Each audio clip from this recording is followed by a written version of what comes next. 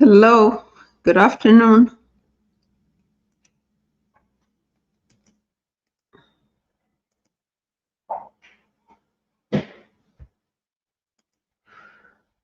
Hello, good afternoon.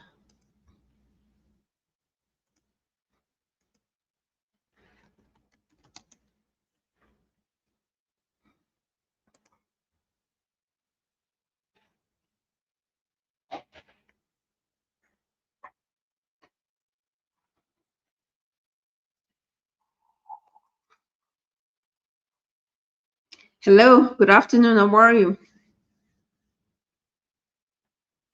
Let me know in the comments. How are you? How you feeling? We're gonna have a talk, immigration live talk.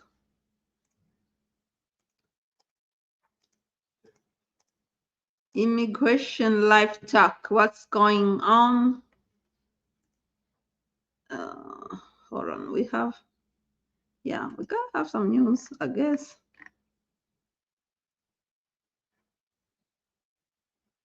Yeah, we have additional 65,000 additional H-2B visas available for fiscal year 2025. That's for H-2B visas. Then we have DHS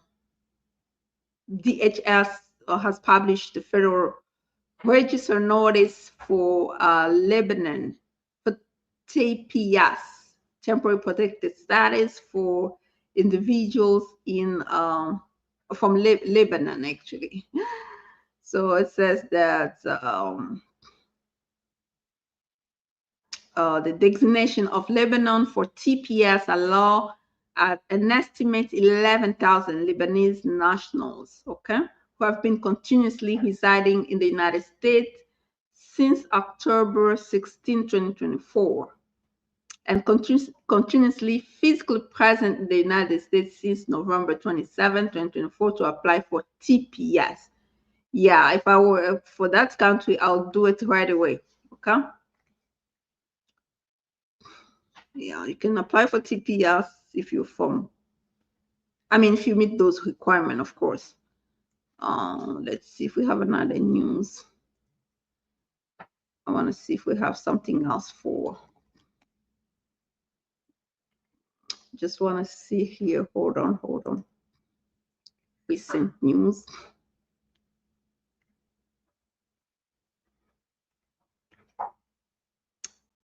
Yeah, ICE notice for employment authorization for Lebanese F1 students. DHS is temporarily easing regulation for F1 students for Lebanon due to economic crisis, allowing work authorization, extended hours, and reduced course load while maintaining F1 status. That's just for that particular people, okay?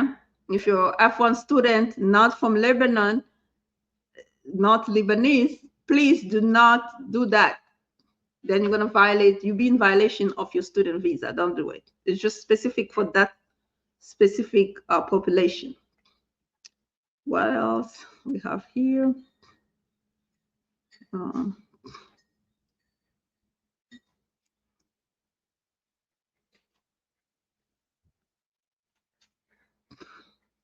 how sanctuary cities are preparing for Trump mass deportation plans. I'm going to go over this one.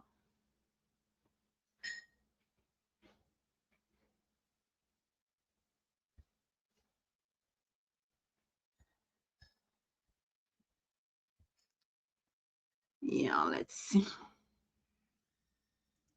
Let's see, first of all. Okay, we got 8 people in the house. Let's see if we can answer a couple questions here first. Okay. Good afternoon. Good afternoon. How are you, Timothy? How are you? Uh, Happy Thanksgiving. Yeah, happy Thanksgiving. Isn't it tomorrow? Are you already like cooking those those turkey? Isn't that tomorrow, right? You're like in a rush. Let's just get it over with. Hi, good afternoon. Good afternoon. How are you, Taure? How are you doing? I'm doing all right. We're here. Hi, good evening. Good evening. How are you?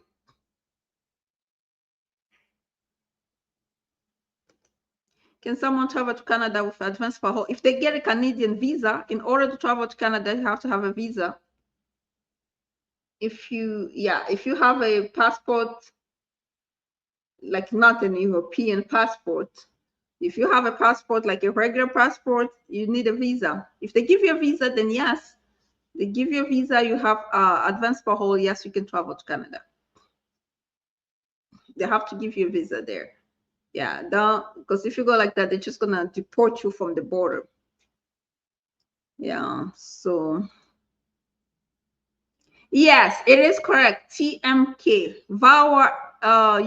USCIS has decided to basically interview for VAWA applicant, especially those who have VAWA and green card pending, starting December. They will pretty much choose if they suspect something like fraud. They will choose, yeah, who to actually call for the interview. Not everyone will be called because a lot of people apply for VOW. A lot of applications are pending, so they will choose at least. But a lot of individual will be called for the interview because for the recent past years, what they find out that a lot of people are applying for VOW and they're not qualified. It's pretty much like fraud. Thanksgiving, everyone in the house. Yes, thank you very much.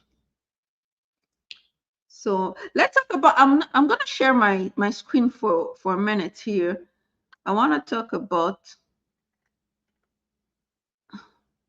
this. This is really good.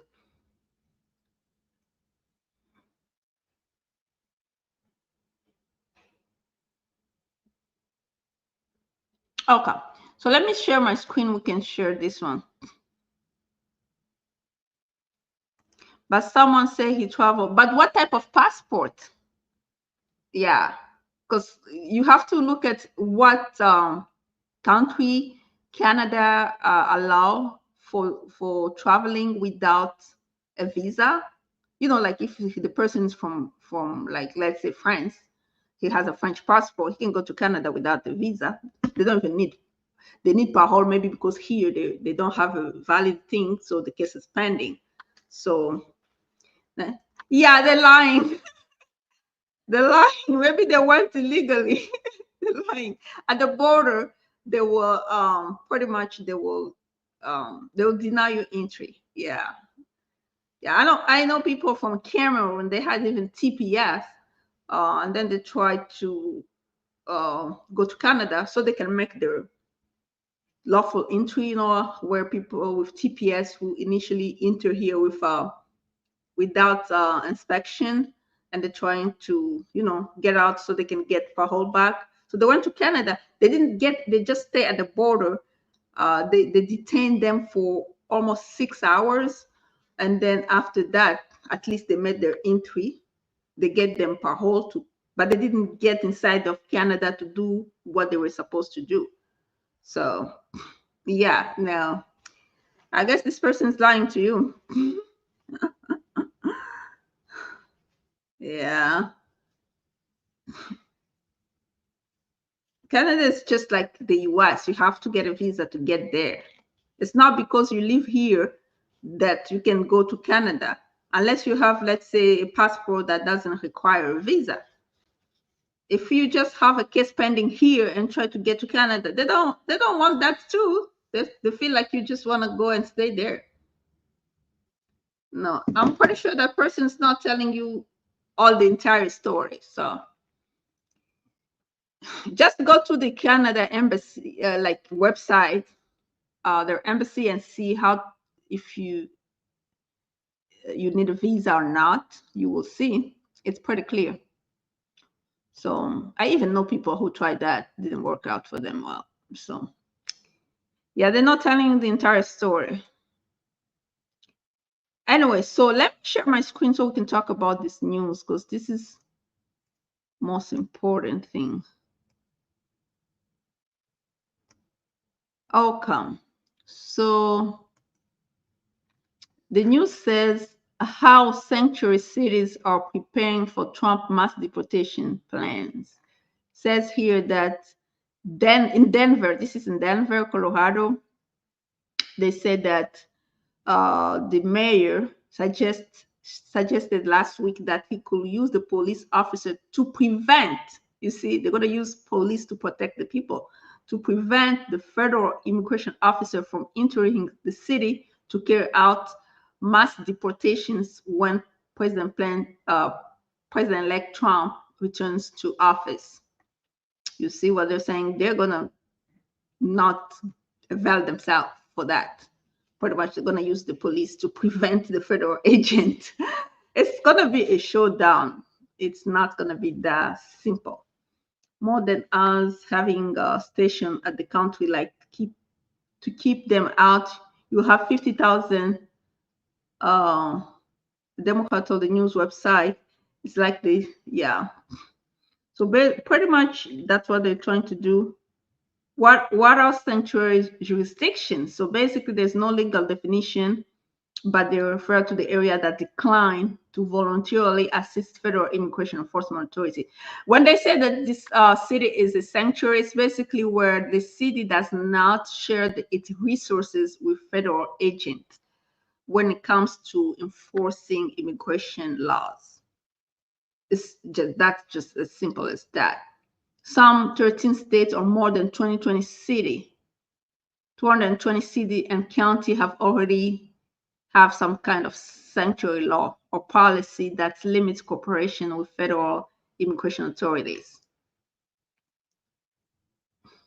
Yeah.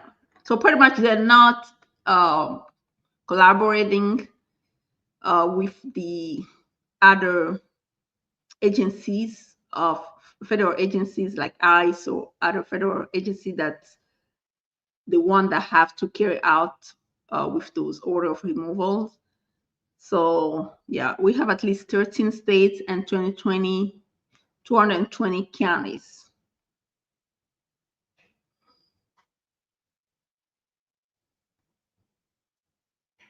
Yeah, they're trying to help out. How sanctuary cities plan to protect immigrants? Well, they will work aggressively to protect immigrant community.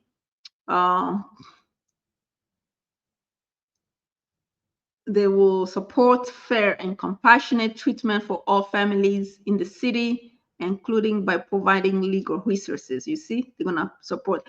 So if somebody's really worried, yeah, the suggestion is to just move to those other cities. Because at least over there, they're protecting people, you see. You can go read this article. It's for Newsweek, from Newsweek.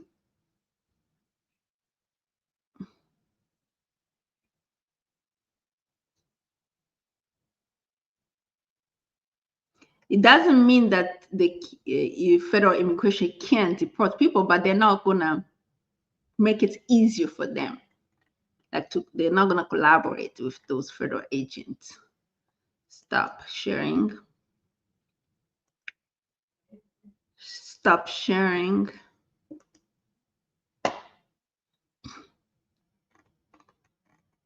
Yeah. So okay. If you're married to a U.S. citizen, do you need to maintain your F1 status? If you file for the green card based on marriage, then you clearly don't have to, because you're going to get the green card through marriage. So if you haven't filed, it's better to maintain, right? Marvelous fave. If you're married to a U.S. citizen, do you need to maintain your F1 status? The answer is, if you're married to a U.S. citizen, you have to file for the green card based on marriage. So that you can get that green card based on marriage. But if you didn't file, then you have to maintain your lawful F1 status. So if a person is married to a U.S. citizen, the question becomes why they're not filing for the green card. They should get the green card already based on marriage, right? Or maybe the green card is pending. If the green card is pending, then there's nothing, you don't have to because you already filed for the green card. Hopefully you're gonna get that green card granted. But you know, if there's a way to maintain, then the suggestion is maintain. But if there's no way for you to maintain it, then you should be filing for the green card based on marriage already. Let's see. Let's see here. Whereas she's applying for religious. Also brought up a case of which go. Oh, the suggestion, yeah. If a waiver is recommended by the consulate, then yes, they should file for a waiver. Because everything is the system, right? They will look in the system and they see what's in the system, and based on that, they will recommend a waiver. So, and then if the waiver is granted, that's when they'll get a visa.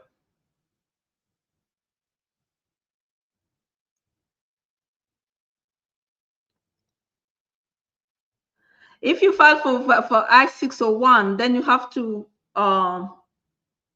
put everything that you're trying to waive on. If yeah, I believe the vaccine thing has its own waiver. That's what I thought. I'm not sure. That's waiver for vaccine. I think it's still the same form, right? Waiver for vaccine. Hold on.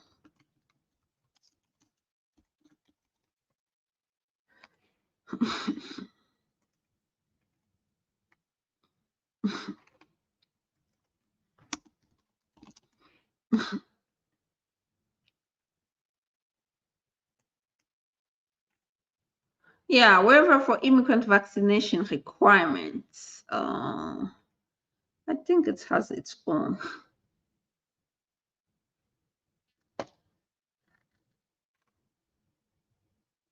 Yeah, I've never done a waiver for vaccination, so I don't know which form they use. But the way it works, if you look at the form I-601, it lists all the things that you're trying to waive. So you have to explain everything that you want to waive in that form. So at that point, if it's granted, that's when you get a visa, if it's granted.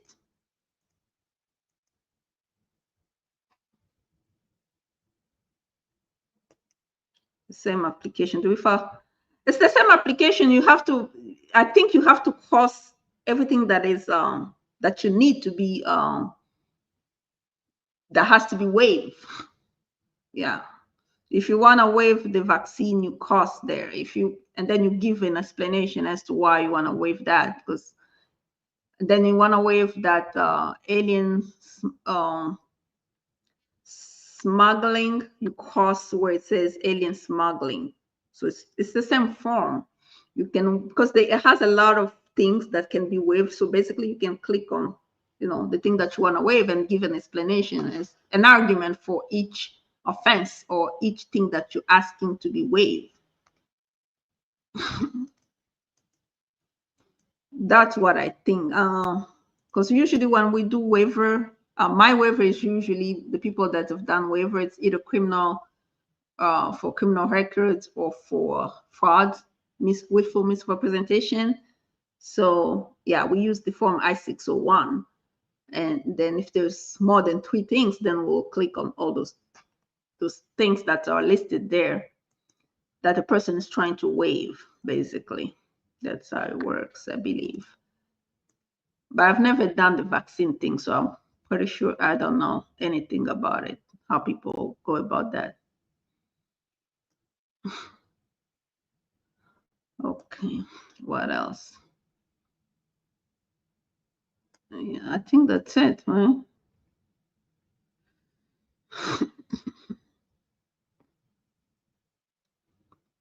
Okay, we got. Do you have to maintain your status when you submit your application? First of all, if you have a possibility to maintain the status, the suggestion is yes, maintain status. But if you have no choice because maybe you don't have the money to pay for the fees, that's when it's like you don't have a choice. That's why you don't maintain. people don't maintain status out of choice. They don't have a choice. But if you're asking, like, I can pay my student fees, well, you maintain your it's better if you can maintain it to maintain. But if the green card is granted, then pretty much nothing can do. It's like, it's the way I'm trying to explain it is that this, right? If a person is here for for studies, they have to go to school. But sometimes people came to study, but then things happen. They get married, they don't have money to pay for tuition. That's why you see other people applying for asylum and stuff like that, because they cannot afford those schools fees and stuff like that. But let's say you came to study and then you're trying to adjust status because of marriage, right? So the hope is that it's a good faith marriage and you're going to get a green card. But meanwhile, if there is a way for you to maintain status, it makes your case much easier. But if you don't have no way to maintain status, then there's nothing you can do. You just hope that the green card marriage get approved. So the requirement of the law is that you stay within status, you don't violate your student visa status. But people, because of circumstances beyond their control, that's why they can't maintain their status. But if you're asking, like actively asking, it looks like you have a way to maintain, but you don't want to maintain. So people do that because they don't have choice. Right? If you don't have a choice, there's nothing I can do about it. There's nothing you can do about it. You just apply for the green card and hope the green card get granted. Most of the time, it just gets granted. Greeting from Maryland. How long I-730 application is taking? Yeah, we're just gonna have to check here online. Nobody know if this USCIS.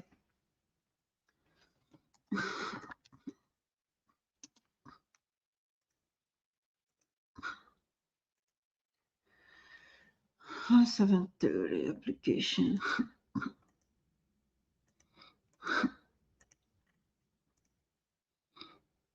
It says 10 months. Petition for accompanying family members of an asylee. It says 10 months. All service center. So, I mean, according to USCIS website, it says 10 months.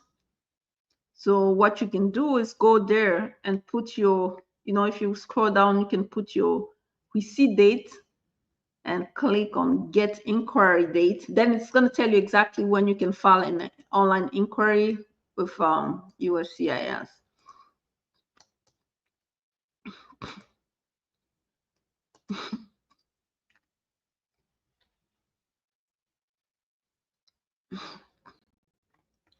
Marvelous favorite. I hope we answer your question, right?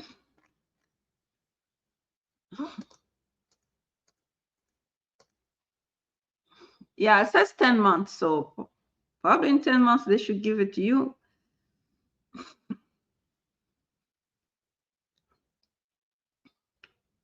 Nojin Ogoyule, Maryland.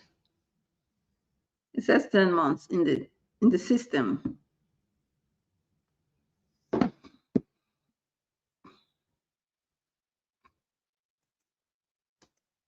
Yeah.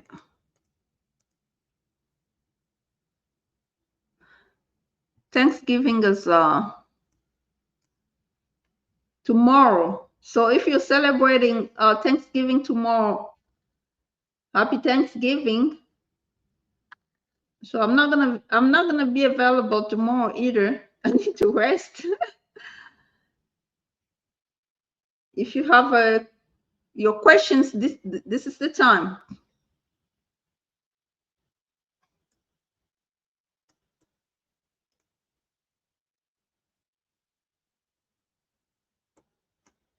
Okay, thank you. Welcome. Yeah, it says 10 months, so I hope they're gonna, follow their own regulations, right? Because with USCIS, you never know.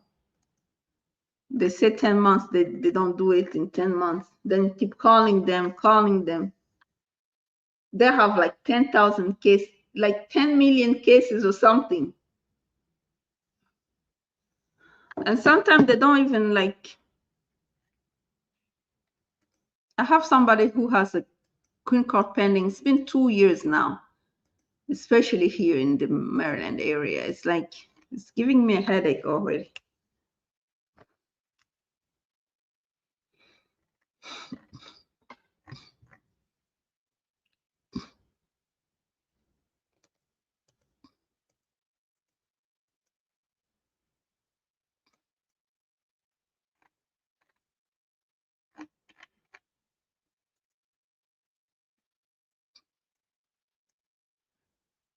Okay, anybody else? We're just here to answer some questions. If you don't have a question, then we can hang up and come back in the weekend.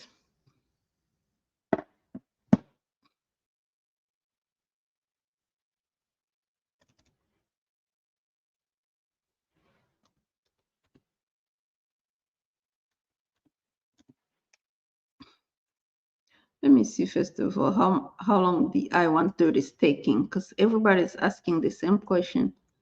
I-130. It looks like I-130 is taking forever.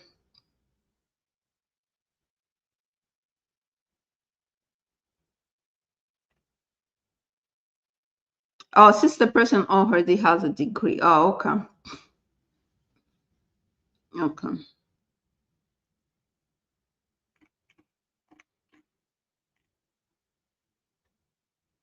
Okay, got it. So we got it.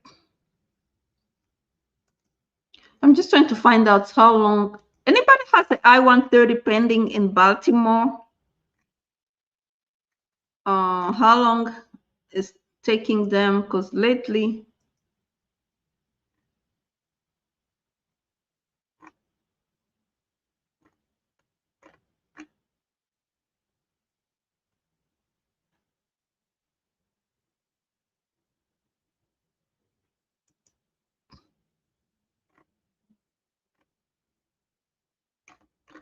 anybody has a case pending in Baltimore? I-130, specifically I-130. Let me know if yours has been adjudicated already.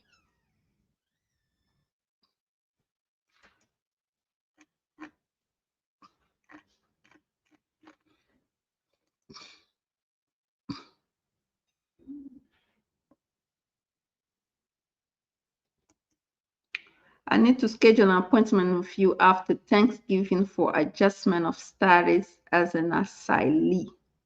Okay. Let me give you the scheduling, the link. Hold on. Let me just give you the link already so you can bookmark it.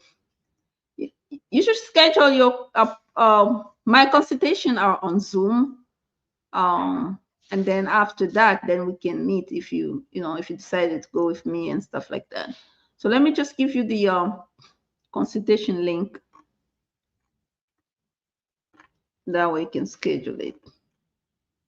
Hold on, available. I'm trying to get the consultation link so you can schedule it. For some reason, hold on a second.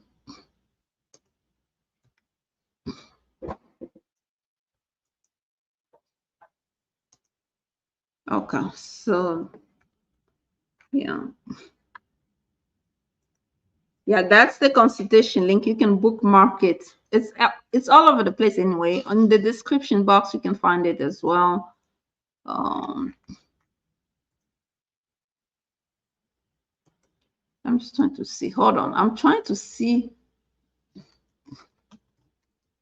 times for processing times for I-130. I don't know if I can see it. Family based for U.S. citizen, spouse, citizen fund for spouse, parent, or child. All service center. 16 months. Okay. And then National Benefit Center. National Benefit Center for 7 months. Really? Are you serious? Outfit office 62 months. Really? Hmm. Interesting. No wonder why people are complaining. It's taking forever.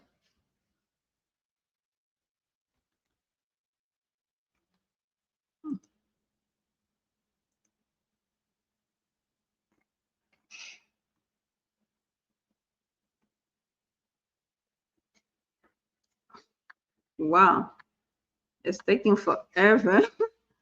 Those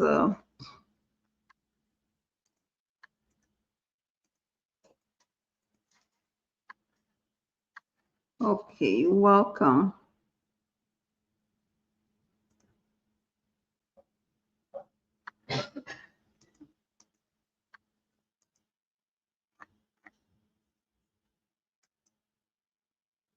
But I haven't seen anybody really waiting for 62 months for I-130 petition. That's like how many years? No, I don't think so. That should be for green card holders, not U.S. citizens. The timing is not correct. 62 months. That's like 5 years now. I don't believe that. Office or service center. Or service center, 16 months. 16 months is about right. And then National Benefit Center is like 47 months.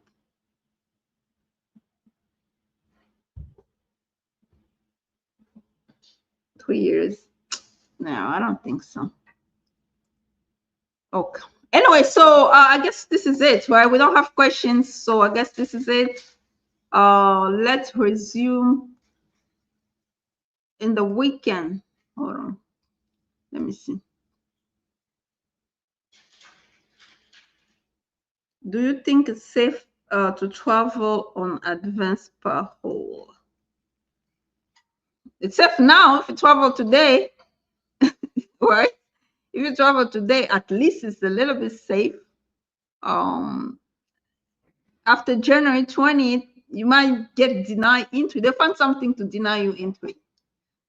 Because basically, advance parole, it even says on the application, is not a guarantee for reentry. It's not like a reentry permit. So, yeah. If you want to travel, travel now. Like this month. And come back this month. You come back next month. If you travel like tomorrow or the end of the week and come back like by December 15 or something, yeah. So if you're waiting for Trump to come back before you travel, that's gonna be a fight at the port of entry. Because remember, on travel advance parole, they can deny entry for any reasons, right?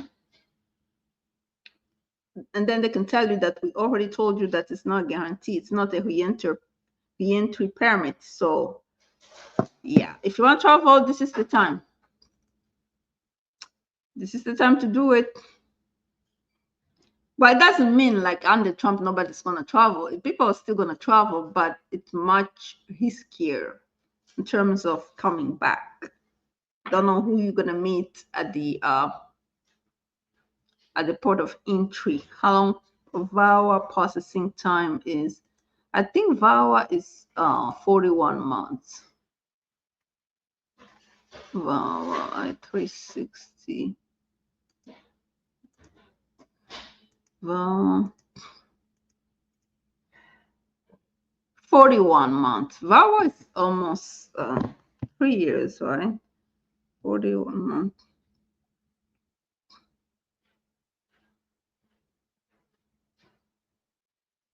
3 years and 4 months. VAWA, to be honest, after 3 years, you will get, if you don't get expedite request granted, But at least after 3 years, that's what I've noticed with my clients who did not get their expedited request granted. After 3 years, like when they get like 3 years mark, their vow get adjudicated. Yeah, really 3 years. Yeah, but here it says 41. That's like the most. But really, after 3 years, most of the time you get a response, some type of response, or request for evidence or anything like that. Yeah. Yeah, it's a 41 month. You wait 3 years for work permit. Yeah, if you only have VAWA pending, then you wait for 3 years because the way VAWA works, if you only have VAWA I-360 pending, you're gonna wait until it is approved before you get the work permit on the VAWA. But if you have I-485 pending as well, that's when people file the form for the work permit separately. They file the form I-765 under C9 category to get a work permit while the VAWA and their green card is pending. I mean, if you have a green card pending, you should have filed for work permit as well. Then you can get it within 3 months or 6 months. The most is 8 if the green card is pending as well. If not, you're really gonna wait that long. Yeah, I've seen it. No joke. Yeah.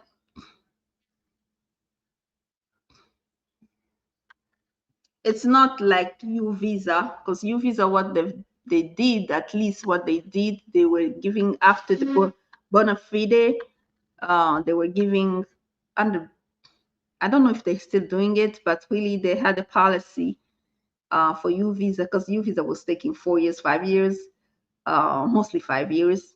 So what they were doing is once the person get a bona fide letter, they can apply for a work permit under U visa. That's how they did something like that. Not sure if they're doing it again anymore, but that's what they did.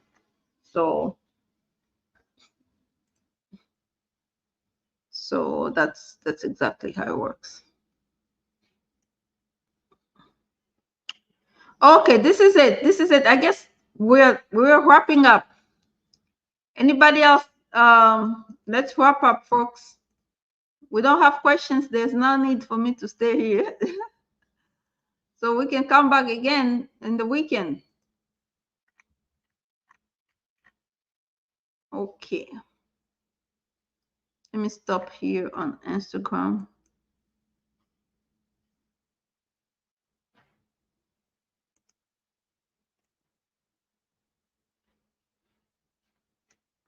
Okay, let's stop here.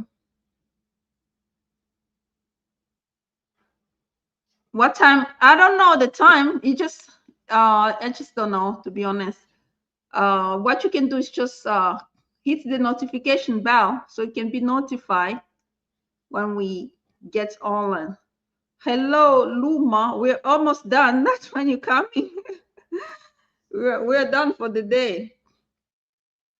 So if you are subscribed to my channel and you hit the notification bell, by the way, you will be notified every time I upload or go live. So you don't have to be concerned. Hello, Luma. We're done, Luma. I don't know if you have a last minute question, but we're done. No, you cannot call me. You can schedule a consultation, but you cannot call me. This is this consultation link. If you need a consultation, schedule it. But if you have a question, just put it there. We can answer it. You can't call me for what? I charge for consultation.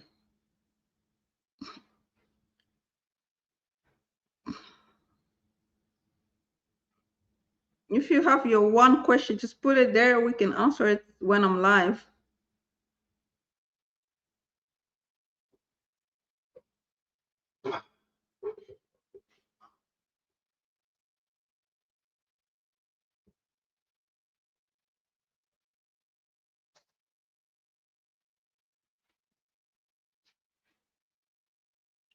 Luma, what's your question? Please put it so we can wrap up. I'm almost done. Done for the day. It's Thanksgiving Eve. People are trying to prepare for the food and stuff. Okay. Me too. I have to prepare for the food and stuff.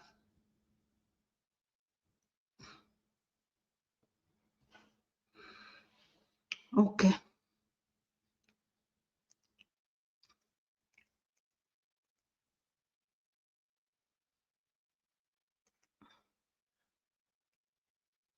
Okay. So I guess this is it.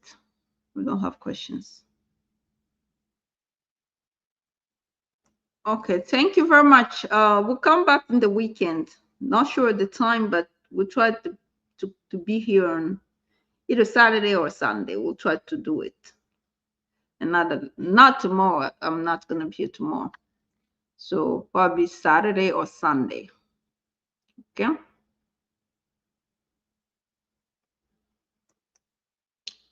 I have two different cases. What I should keep. What case do you have? Asylum?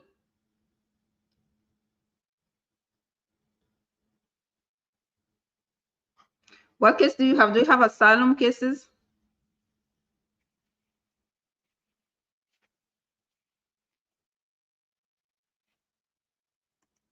TPS and asylum. TPS in court or with USCIS?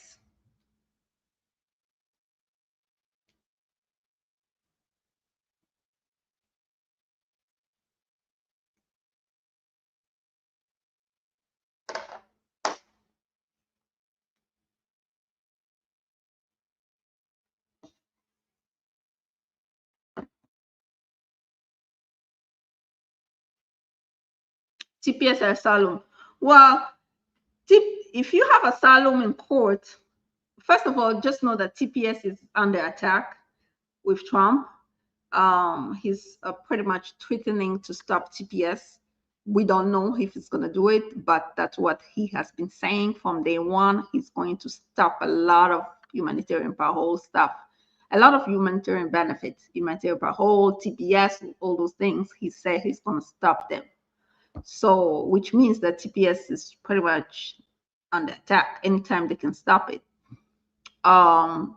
Asylum, if you have asylum, if it's a asylum, it's in court. Depending if the asylum is weak or strong, that's you're just gonna have to talk to your lawyer about it. If they're gonna fight it or they're gonna dismiss it. But the problem is if you fight asylum and you lose, what's gonna happen is they're gonna order you remove. But if you have TPS, they're not gonna remove you. But the thing is, if you have an order of removal, what's gonna happen is you can't adjust that. It's later on. You're gonna have to come back, try to beg them to reopen case. They might not want to reopen the case. Then you're stuck. So that's why most lawyers would say just dismiss the case, so you can have TPS. You can just stay with TPS. It's just going to depend on how you feel about your case. Do you have strong evidence? Do you feel like if you fight it, you can win? Those are the things.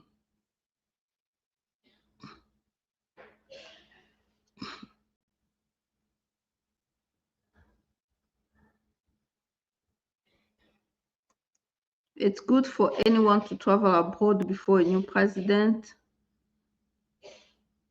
I mean, if you're traveling with your green card, it doesn't matter who's the president. But if you're traveling on those advanced parole, especially under Trump, really, there's a lot of risk of not being able to come back in terms of they can deny you entry at the port of entry, and there's nothing you can do about it. So that's just like on you to wait. Do I have to travel? Is it really urgent? So I got some with USCIS. If with USCIS, you should just leave it there. They didn't call you. Just leave it there. Because really, you don't know about this TPS, how it's going to play out, right? With this Trump.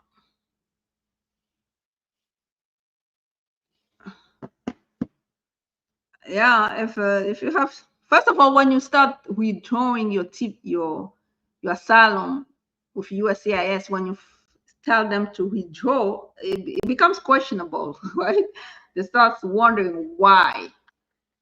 Then if you don't really have a solid explanation, yeah, they're probably gonna refer you to court. Now they start feeling like the asylum is frivolous. So yeah, most of the time the people who withdraw their applications because they get green card based on marriage. Those are the people who withdraw their asylum application. Yeah, but other than that, withdrawing application, asylum application at the USCIS level, if you don't have a valid reason, it's not gonna turn good for you.